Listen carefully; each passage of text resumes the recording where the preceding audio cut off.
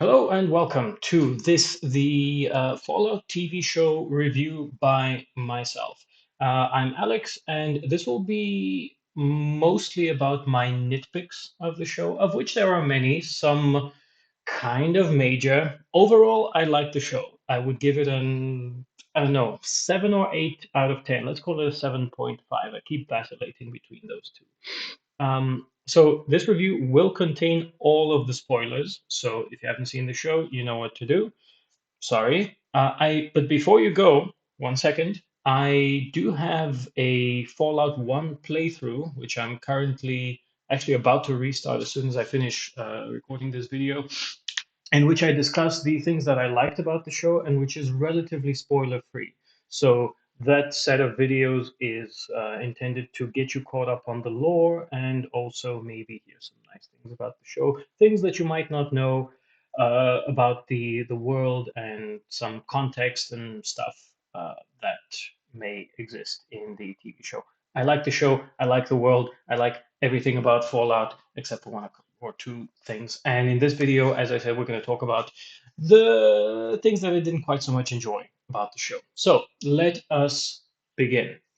So, my main criticism of the show, as soon as well, not even as soon as I finished it, but even about halfway through, maybe even as soon as the first episode hits, is tonal inconsistency. So, the through line of this negative review is mostly going to be focused on the cinematographic elements of it, which to me is very surprising because Jonathan Nolan and Lisa Joy are a team that so far has had nothing but hits, as far as I'm aware.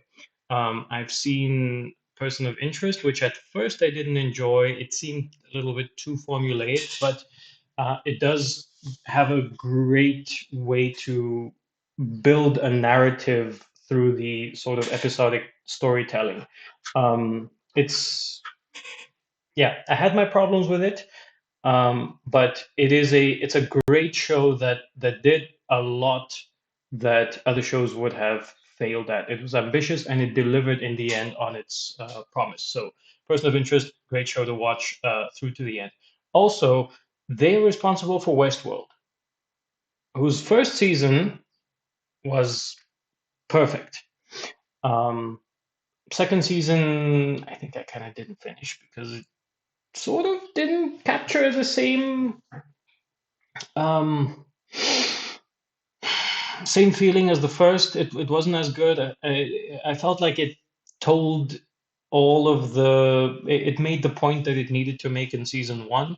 And maybe if it got cancelled after season one, that would have been the best thing that could have happened to that show. Apparently, it picks up in season three. I don't know. But anyway, that's not what we're here to talk about. We are here to talk about, and enough preamble already, the TV show. So, tonal inconsistency. Now, to be fair, I will say that it is a very difficult line to walk between Fallout's pretend everything is good, the Fallout icon, the Vault Boy with the thing, which is actually a much more sinister thing, which is one of the first things that's explained in the show. And I think it's a lot of people, I think, miss this point that thing about holding up your thumb about that tells you how far away you should be with regard to an atomic bomb or whatever. That's just not true. I'm quite sure that is a myth. But they still managed to, like, the in-world company Vaultec made that their entire poster child, literally, of Vault Boy. And I really like the fact that they actually they flesh out the story of the Vault Boy. That's new, and I haven't seen anyone complain about that because I think it's just good. It's a great piece of world building. Anyway, the tonal inconsistency did kind of bother me a bit. Um, like I said, it's a hard line to walk, but there were some, like, the gritty elements of the show hurt the humor, which is there, and it does nail, as many people have said, it does nail the Fallout vibe, with again some exceptions, which we'll get into. If you've read my bullet points by now, you'll see some of what I'm about to say and talk about. Um, but it really does a good job of nailing the Fallout vibe, which, if you don't believe me, and if anyone, by the way, there's been a lot of negative reviews of the show. Dude, Tim Kaine, and if you claim to be a fan of Fallout, you know who Tim Kaine is. If Tim Kaine praises the show and doesn't do what's the guy's name from England? Doesn't call himself Matt Allen Smithy. What's his name? The guy who wrote The Killing Joke and Watchmen. Um, anyway, he definitely is a huge fan of the show, and uh, also, if you have problems with the lore, it is canon that there are multiple timelines in the Fallout lore itself. This is according to the Fallout Bible, which again, if you're a such a fanboy that you're so concerned about the retconning and stuff, which isn't really there are no retcons, I will say, and I will defend that statement. Maybe not in this video. Uh, there aren't really any retcons in this show. There's some things that can be referred to as retcons, but no, they're easily explained within the show, and they're just questions that beg for answers, which is part of what storytelling is. But I'm getting sidetracked. uh, I forgot the point that I was trying to finish with that. But yes, it's a hard line to walk between gritty pulp action violence and wide-eyed naivete, which, once again, one of the criticisms of the show, which I do not agree with, is that Lucy, the basically the main character of the show, although there's technically three main characters, she's the main character because she's basically the audience surrogate for most of it. She is a Mary Sue. I will agree with that, but that's not a bad thing. Like, it's fine to have a Mary Sue. And if you don't know what that is, a Mary Sue is basically like a goody two shoes who gets everything right. Like, not only is she morally upstanding, but also she is like, she can do stuff. She can weld. She does plumbing. She's a science person. She's kind. She tries to, like, she has this whole thing about the golden rule of the vault. Um, that's that's what she's supposed to be. That is pretty much what many of the Fallout games are about. Is how Fallout 3 specifically, you're raised in this vault and everything seems so perfect and everybody just has like non-problems, like, oh, my birthday cake got ruined by the was it Codsworth? Not Codsworth. It was the the cake dealing Mr. Handy. Anyway, so that's good. She represents the goody two shoes, lawful good character, if you will, in the show. Whereas Walton Goggins is sort of chaotic neutral, and Maximus is kind of lawful evil, I feel, although he has to be likable, so he doesn't lean too much into the evil side. But yes, that's the way I would characterize them, the three main characters using the standard D&D alignment system. I can't help it. I'm a professional dungeon master. Let's continue to my second point. There are some plot holes. There are some serious problems with the writing of the show, which is a huge surprise to me. What I thought, my initial skepticism before watching this show was, I thought, okay, the show is going to be great, but maybe it's not going to be Fallout. Instead, what I got was the opposite. Now, it has been said, and it's very clear from watching the show, that the people who created the show, who wrote for it, and including the actress Ella Purnell, she has played the games. I don't know if she's played all of them, but she's definitely like not just some actress like who reads her lines and goes, "Oh, okay," and then goes and does her thing and forgets about it. Like, she is a fan. Everybody involved in the show is a fan of of the games, and it's transparent through and through. I have no problem with that, and even the plot issues that some people have, those are not really issues. They just, you wouldn't have written the show in this way, but you didn't write the show, and that's why that's the case. Like, that's not a valid criticism. What is a valid criticism, however, is there are so many things that just infuriated me because they would have been so easy to fix, either through like a little bit of a few line changes and a few like directorial choreographic, I don't know what the technical terminology is for this movie stuff, but I feel like they could have been so easy to fix. For example, we'll get to the scientist thing in a bit, but why did why did the scientist Wilziak or something, Wilzik his name was, which is a weird name. I don't know why they named him that. Why didn't they just give him a normal name? I don't know. Like people are named weird stuff in this game, like Moldova. That's weird. Anyway, um, so why was he? How did he randomly come across Lucy before they met? Like she was sleeping by a campfire and he's like, oh, you shouldn't light a fire when there's stuff, and then there's rad roaches. First of all, also, why would rad roaches be attracted to light? Because roaches are afraid of light. That's not a And they hide in basements and stuff in the vault, like in Fallout 3. That's one of the things you have to do, is like the red roaches getting into the vault is a problem. Also, you know what? I'm not going to nitpick Fallout 3 in this video. That's not what it's about. Then it's already getting too long. So he randomly bumps into her at night. Okay, that's a coincidence. I can live with that. Then they go to this place called Philly, I believe, right?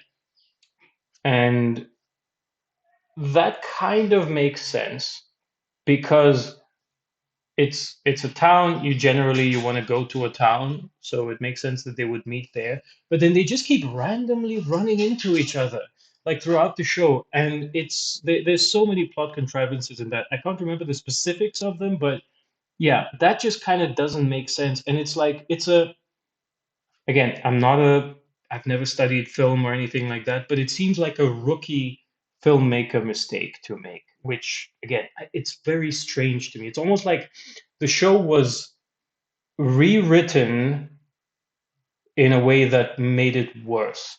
And there's another example of this that makes this much more apparent to me. Why did the scientist have to inject the thing in his head?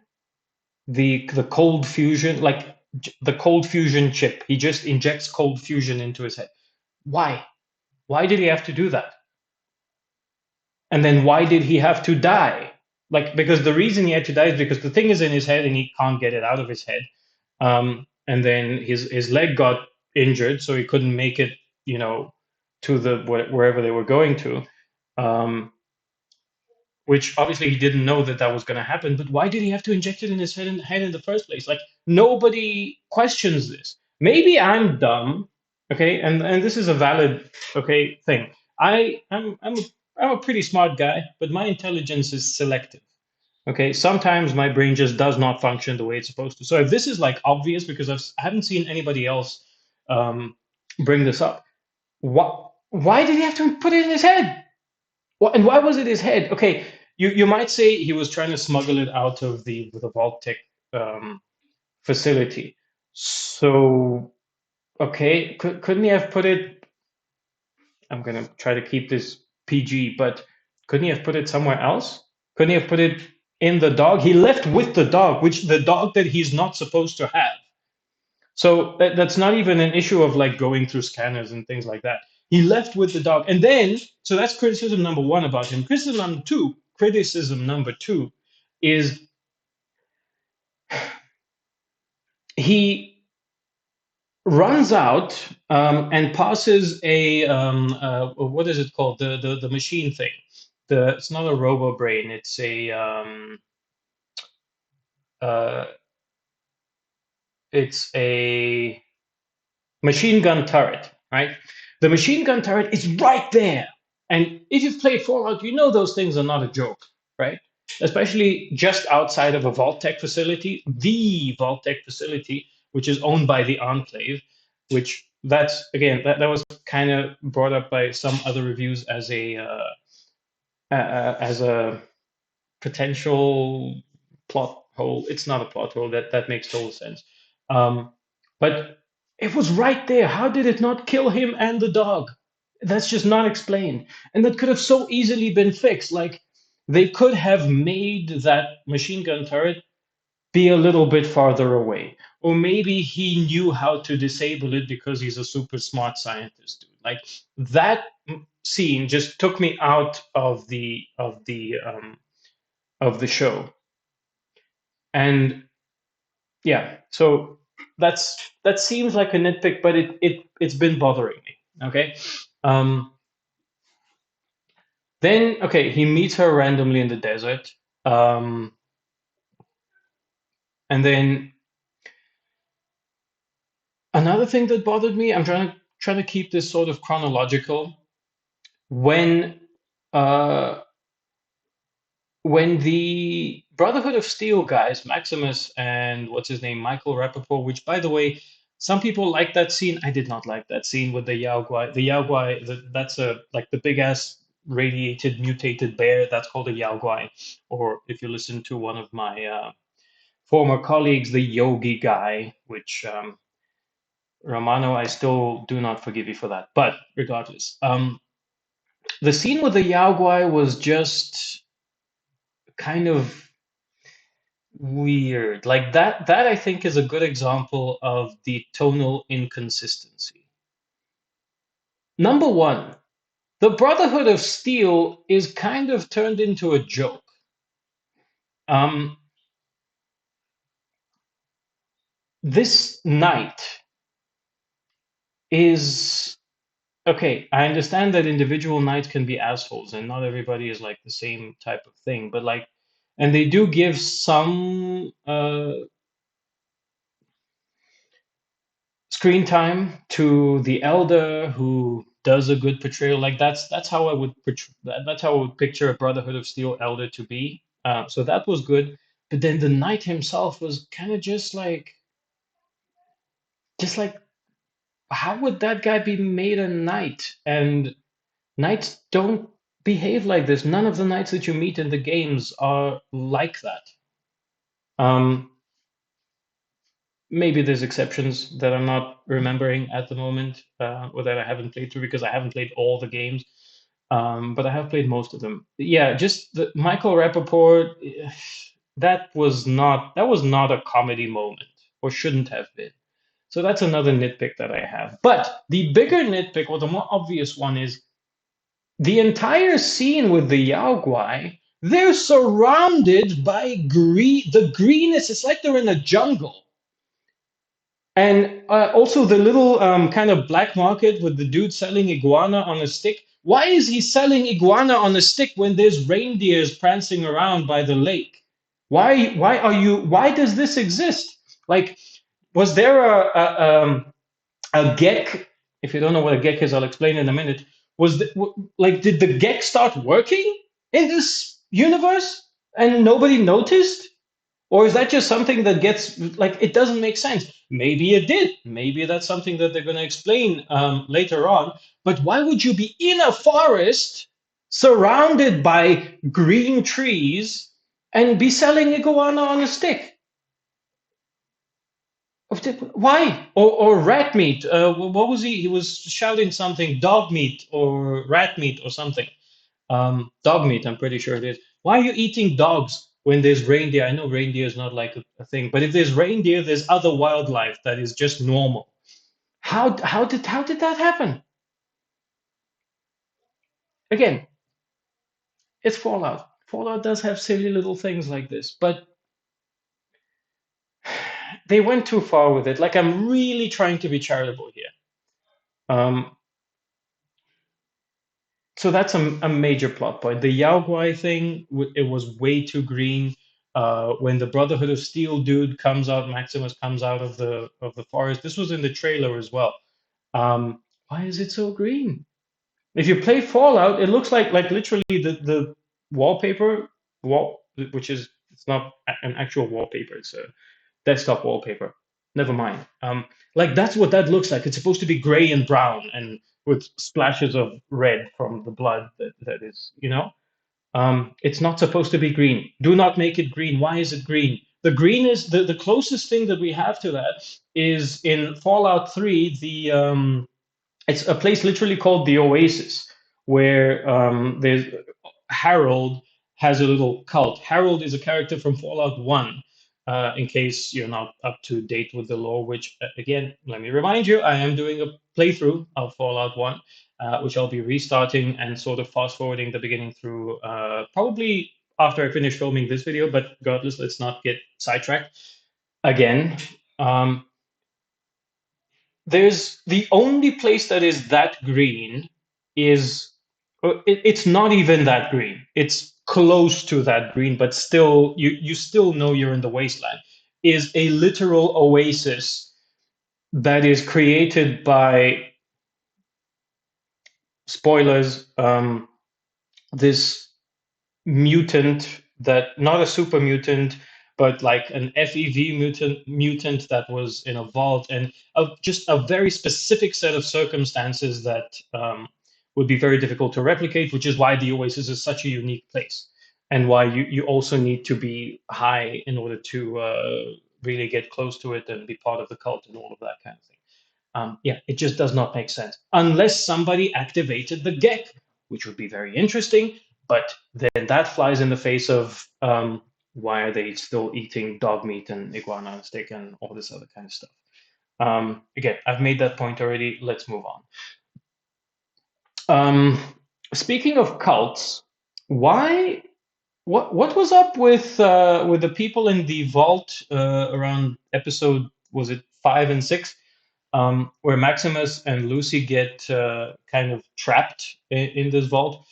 Why were they worshiping the BBEG at the end? Like, why were they worshiping this Lee Moldaver woman and calling her the Flame Mother? Like, they just did that in the show, and then that was never brought up again. Why are they worshiping her? What, who, why are they calling her the Flame Mother? And one thing that I really wish, I'll get into this later, that I really wish that this show would do is explore the cults a little bit more. Now, I have mentioned this in my first video of the Fallout 1 game, that there is a Fallout RPG, which I'm a game master. That's kind of what I do for a living. And there is a very cool, it's called the Winter of Atom, which it's like a campaign basically that you play through. Think of it as a DLC to the game. And it explores the cult of the Children of Atom. And these guys seem like followers of the uh, followers of the Children of Atom, or they are Children of Atom, except they worship the Flame Mother, who is this Lee Moldaver character. Why? How do they know about her? Why do they care about her? Um, and it's never brought up again. And they talk all this stuff about sacrificing blood. Why? It just felt like that was just put there um, to be weird and then never brought up again. I really hope that they explain that in the in season 2. I hope that they get into the cults a bit more. But regardless, yeah, that's another problem that I have. Okay, towards the end, I think this is in the second to last episode, where the ghoul kills a bunch of Brotherhood of Steel knights. Why did they not use their flashlights? There's literally a flashlight right here on the Brotherhood of Steel helmet. When you play Fallout 3, which is one of the main games that this show is based on, it's pretty clear. When you are underwater, like you're exploring the sewers of the capital wasteland and stuff, you turn your light on your on your power armor. Why didn't they do that? I get that the ghoul maybe has some equivalent of dark vision. That's fine, but it's like they storm this basement where everybody else is. They kill everyone else, and then they kind of go, "Oh, whoa, we can't kill this character. He's one of the main characters." They just stop shooting. Why? They didn't run out of bullets because they were shooting him after that. And he just stands there and does this cool, like he lights a cigarette or something, and then just kills them all. Why didn't they shoot him? Why didn't they turn on the because they couldn't see him? Why didn't they turn on their flashlights? That was so weird. That didn't have to be that way. He could have put some traps down for them. He could have put that would have been a great scene. Like he's not like he doesn't have the brawn, although he's brawny as well, but he's also smart. Maybe he put some mines down for them, and they didn't think because they were so like overconfident and overzealous as Brotherhood of Steel Knights, they didn't think to check for traps or frag mines. Because if you've played any of the 3D Fallout games, you know about frag mines. Um, he could have just done that, or you could have silently removed their fusion cores, which is a thing from Fallout 4, um, somehow. That would have been that was already perfectly built up. Like he could have teamed up with some people. I don't know if Lucy and Maximus are there. I don't think they are in the same building. Um, to just remove their fusion cores, which are conveniently placed behind and fully out in the open in the back of their uh, power armor suits. Why didn't they do that? Like this could have so easily been made sensible, but it wasn't. Okay, moving on to I think this is the final episode that we're moving on that we're leading up to now.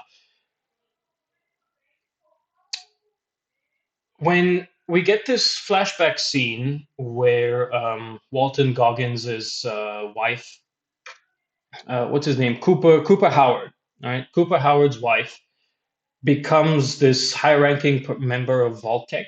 Um, and this is, I suppose, when their marriage started falling apart.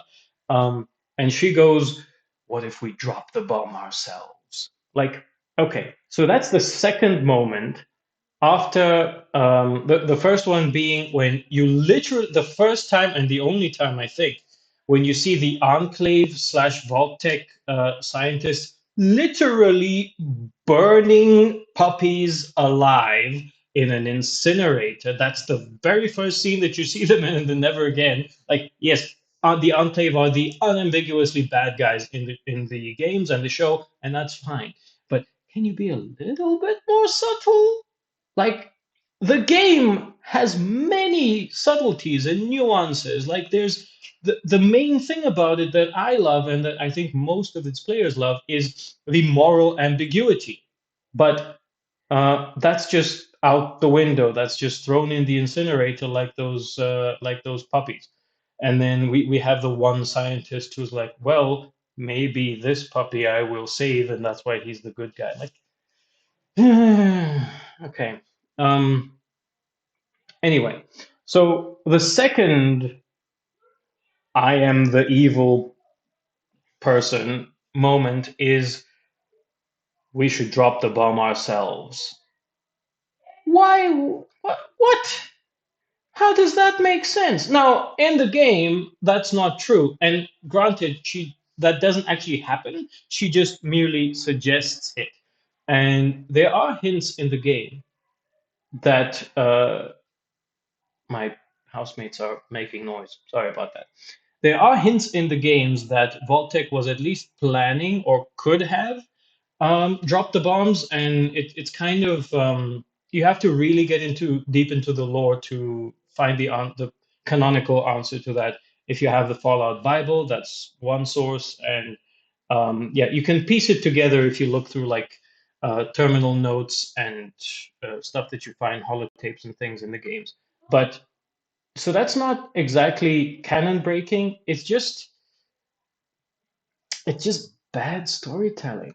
Like you build these vaults because of like a potential nuclear war, and she goes, "We could have built. We're just going to drop the bomb ourselves." Now, I get that they're supposed to be evil, but come on, man. Like you might, through some good writing, and I understand that this is a limited series and they could have, they maybe didn't have time to write it, but I'm at this point I'm just making excuses for them because that scene didn't have to be there in the first place. We know that Vaultec is evil because of everything that you've shown us so far. You don't have to like beat us over the head with it. Okay, you could have gone. Okay, we're not going to drop the bomb ourselves, or I mean, you wouldn't say that, but instead of doing that, they could go. Well, tensions are rising between China and the United States, but are they rising fast enough? And we have to um, get returns to our shareholders, and the shareholders are complaining. They kind of had that dialogue, um, but they did it in a very spoon feedy kind of way. Like, oh, we're evil, so let's do an evil thing. Let's drop the bomb ourselves. Why not? Like that's because all we care about is profit and nothing else matters, including our own lives potentially. I get that they probably would have survived, and also I'm pretty sure that they're probably going to bring his wife back since she was a member of Vault-Tec. I don't know. I hope they do. That might be interesting depending on where they go with it. But anyway, um, and finally, when Lucy brings the MacGuffinite to uh, Lee Moldaver, and then there's this big twist of, oh, and this. By the way, did any of you notice that the ghoul that was at the table with Moldaver was actually Lucy's mom? I don't think they explicitly stated that, but they sort of clarified that, like the showrunners clarified that after the show. Like that was supposed to be kind of like something that isn't obvious, but is maybe revealed in season two. And this is like Lucy's final moment of where she breaks. By the way, I really want to see Lucy go from what she was in in episode one, from this again Mary Sue goody two shoes type of character to she does have some kind of progression by the towards the end of the season, but I feel like they could have done more with it. Like take a bit of the Vault-Tec we're evil kind of energy, and then give some of that to Lucy and demonstrate how she develops and how she makes the world a better place, but disagrees on how to do it. That kind of thing. That would have been great. Okay, but let's let's be nice. Okay. Um, yeah, when she finally turns on, like flips on the switch, and then all the buildings get their lights on. How did that happen? I'm not the first to bring to mention this, but how could that have happened? Like, is the wire, do the copper wires still, like, are they still functional after 200 years? Or did Lee Moldaver have like secretly, did she hire raiders or something to wire the entire city? How did that happen? That's not that can't happen. Have you ever? I've done cabling, okay? That's not something that you just do, okay? It just doesn't make sense. And you don't need to you don't need to be a technical person to realize that this just doesn't make sense. You don't just flip on a switch and then watch a city go, you know. Again, I know that it's fictional. I know that it's like pulp fantasy type stuff, but come on, that you can do better than that, man. And that again, that just didn't need to be in the show. You got the thing. You put the thing in. You can say, okay, I need to work on this some more. It requires more research. Whatever, whatever, whatever. We already got like a big reveal and a big twist. It's not that big, but whatever. Um, it was already a finale moment. You had the finale moment with the dad escaping and the Brotherhood of Steel Armor and all the rest of the stuff that happened. Like you didn't need that stupid moment with the lights turning on. Anyway, cool, fine. Those are my criticisms. Here's what I'm hoping for season two. All right, I want to see Lucy have a moral quandary, have a struggle, between like her golden rule and the golden rule of the wasteland and the golden rule of you'll always get sidetracked by bullshit. That would be great to explore further, and that would be true to the not only spirit but philosophy of the Fallout games, which is lost, I feel, in the newer games. Especially, it was mentioned, it was said by not me, um, so eloquently by another reviewer about Fallout 3, which is, I think it was H Bomber Guy, who said the big moral question at the end of Fallout 3 was. Do you do a genocide or not do a genocide? Oh, what? There's so many options.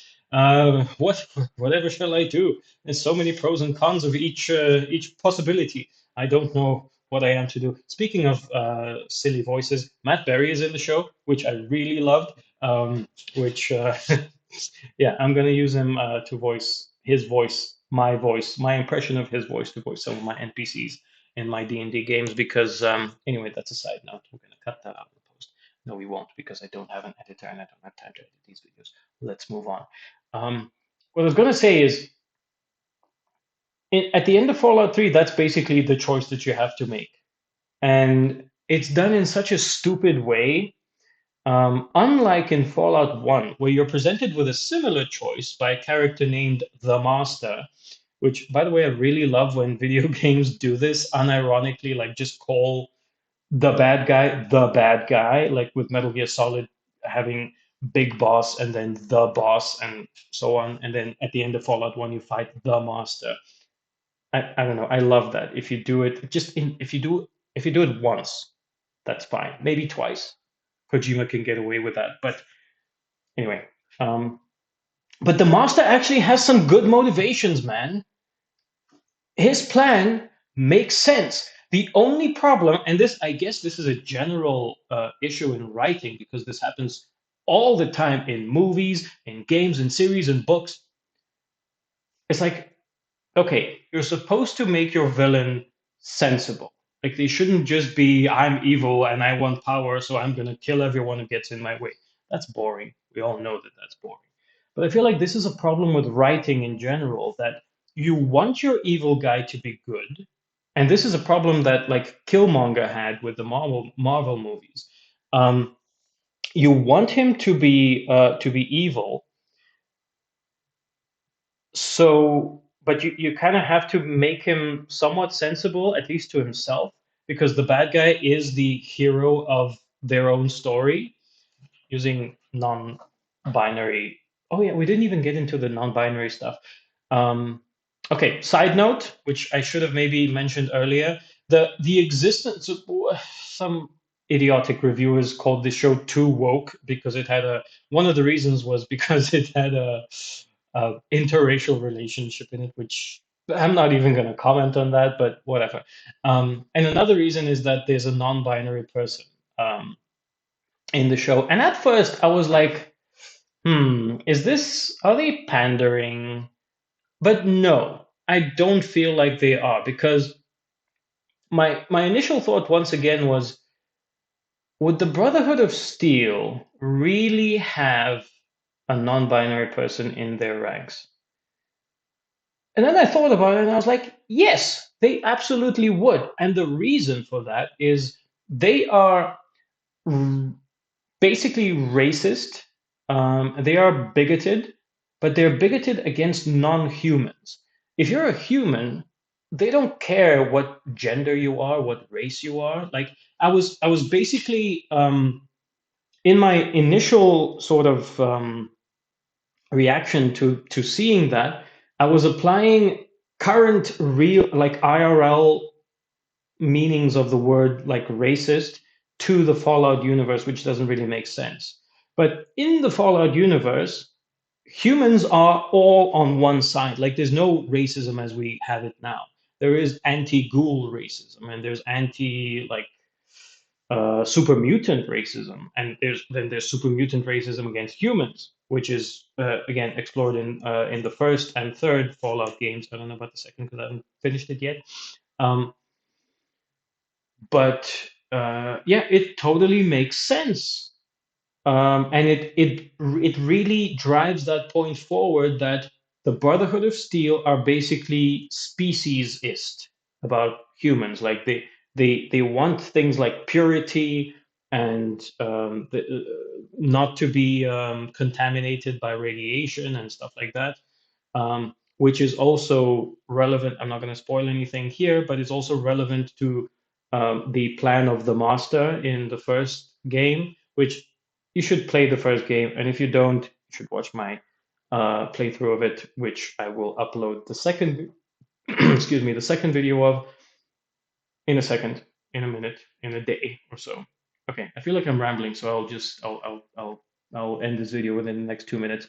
Um, Okay, in season two, I want Lucy to begin a sort of Walter White transformation into something that she was not previously. I want to see more of the pregnant girl in the show, in the vault. She has been built up so much, and I feel like they didn't do anything with her. There were a couple of jokes with the baby stuff, which were I would have cut those out because you don't always have to be funny. Okay, it's fine. You could just tell a story. Humor is okay, but don't lean on it. Okay. Um, all right. I want to know more about the cult of the Flame Mother. Why are they calling her the Flame Mother? Um, I want to know more about that, and I want to know more about the Children of Atom. New Vegas. If you finish the show, you know that at the end we have a really cool shot of New Vegas that Lucy's dad, Hank, uh, is heading towards, presumably to go and speak to Mr. House. Whether Mr. House is still alive in this continuity is up for debate. I would assume that he's not. And maybe that's what Hank is going to find out, but maybe that wouldn't matter because he might still have made some old world contacts, or maybe he's just looking for some kind of document, or not the platinum chip, but maybe something similar to that. I mean, okay, there's always a MacGuffin. Um, so I want to see New Vegas explored. I really hope it wasn't destroyed like they had in the end credits scene. Um, what I am hoping for, and maybe this is a little bit of a prediction, I'm hoping that Hank is going to go to New Vegas, and it does seem kind of desolate and abandoned. Like the lights are definitely not on in the Lucky 38. It seems desolate, which kind of doesn't make sense. Um, but it's not necessarily a plot hole. It's not necessarily a retcon. And the things that people are saying are a retcon, like the fall of Shady Sands. Look, the fall of Shady Sands does not mean necessarily the fall of the NCR. So if you're not up to date with the criticism of this show, the main thing that people are complaining about is okay, not the fact that Shady Sands was necessarily nuked, because there's enough ambiguity in the show to not imply that, but it does have the fall of Shady Sands as occurring in the year 2277.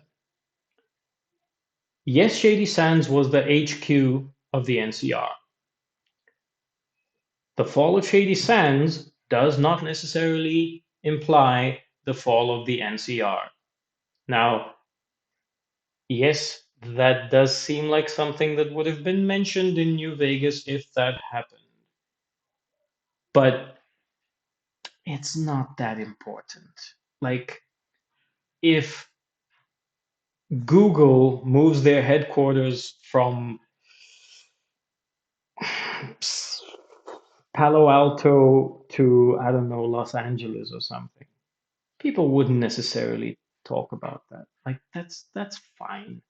Like, if the state house moves from one place to another, people wouldn't necessarily be talking about that 4 years later.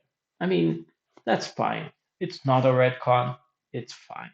But I'm hoping to see more of that. I'm hoping to see more of maybe Sinclair is still alive.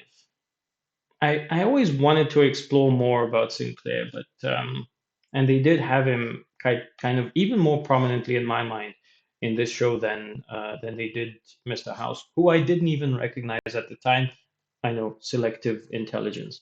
Um, anyway, I am really looking forward to season two. So let's hope that they do a good job. I'll definitely watch it. And in the meantime, let's get back to playing Fallout 1. Okay, that's it for this video. Until next time, take care of yourselves and each other.